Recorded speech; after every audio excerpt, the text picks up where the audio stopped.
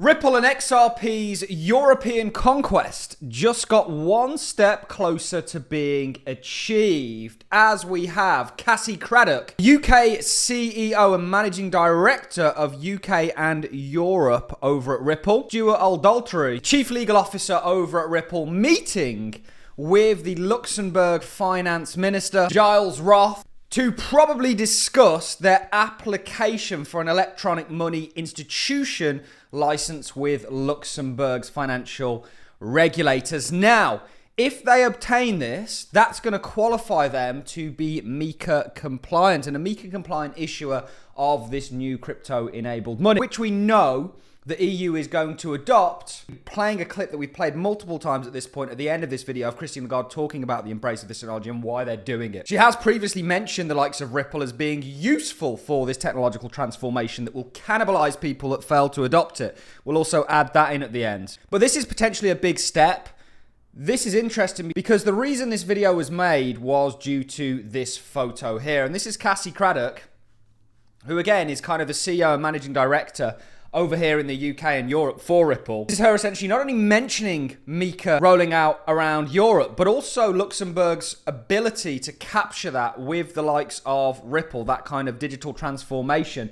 And we know that Luxembourg is potentially crucial to Ripple obtaining MiCA compliance to issue cryptocurrency stablecoins within the likes of the EU. She says, with MiCA now rolled out across the EU, nations like Luxembourg have the opportunity to take the global lead when it comes to developing their local digital asset industry. It was great to meet with Luxembourg's Finance Minister, Giles Roth, alongside Stuart Aldaltry and other Ripple colleagues. The conversation was extremely positive, and I came away feeling that Luxembourg really understands the opportunity ahead. At Ripple, we stand ready to support Luxembourg's efforts as it establishes itself at the forefront of the industry.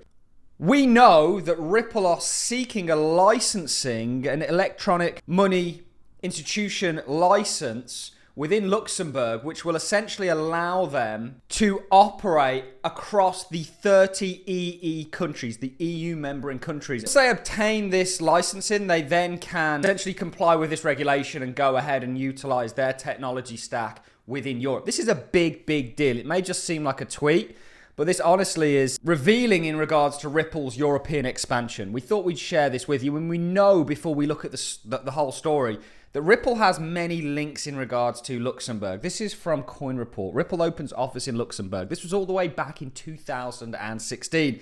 Now, there are other reasons why you may want to utilize Luxembourg other than to get a EMI.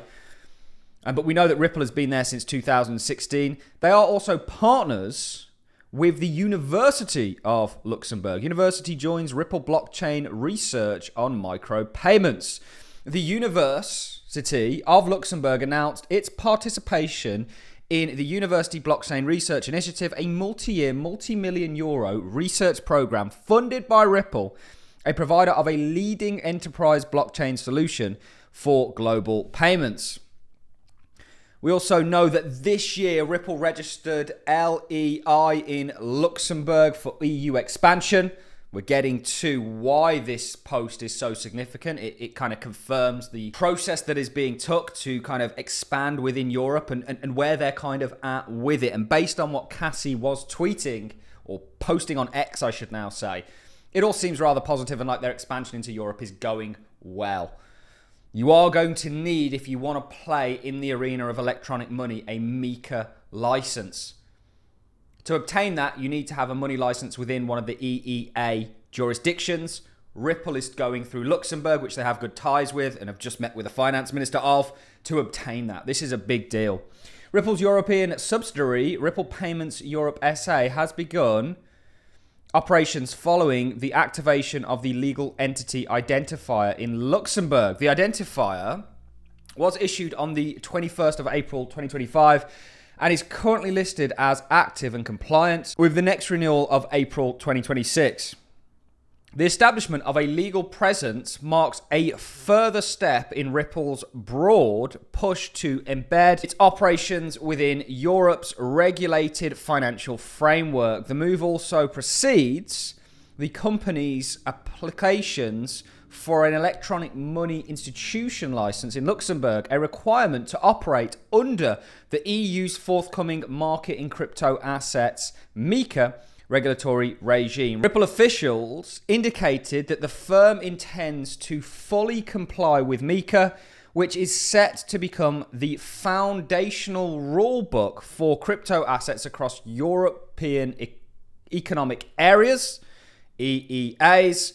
If granted the EMA license, Ripple would gain the ability to issue digital assets, including its planned RLUSD stablecoin, also Europe stablecoins, which we know they're going to adopt, and to provide regulated payment services in all 30, so this could include the implementation of XRP in regards to correspondent banking, in all 30 countries. Ripple eyes access to EU payment infrastructure. Ripple's Luxembourg registration aligns with wider efforts by fintech and crypto firms seeking to foothold in jurisdictions offering regulatory clarity and proximity to Europe's financial institutions. Luxembourg in particular has emerged as a preferred base, in part due to the capacity of accommodating MiCA requirements, such as reserve management rules for stablecoin issuers.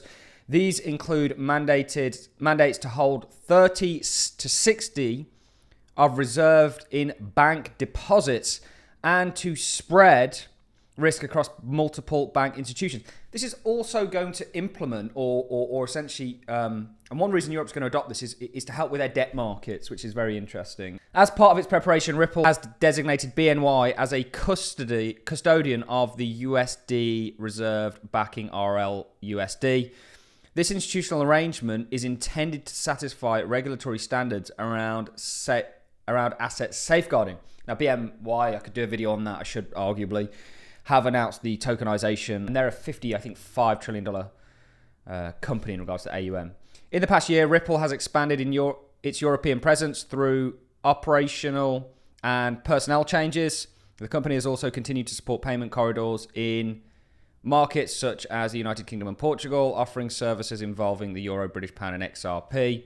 Ripple's LEA registration does not itself confer regulatory authorization, but is considered a necessary step to ensure traceability and compliance in cross-border financial operations. In essence, the move supports the company's intent to become a regulated participant in the EU's single market and is part of a longer-term plan to integrate into Block's digital financial ecosystem. Very good article actually on that. And to go back to the post that we showed you at the start, looks like they're one step closer to that potentially, certain given Cassie's enthusiasm with all of that. So just a cool video to share with you. We're now going to play you that clip of Christine Lagarde, who has mentioned Ripple as being useful in regards to this technological and not that the financial system is going through. And she talks about why Europe is going to embrace it. I believe Ripple as a company is going to play a role in that. And I believe that XRP is going to play a role globally in regards to how money is sent around the world and interoperates. That's it from me, ladies and gentlemen. I'm going to love and leave you with this clip. I'll see you all in the next one. Digital currency is what I'm referring to. I tell you, what we are seeing, and it changes so fast in a matter of 1 year.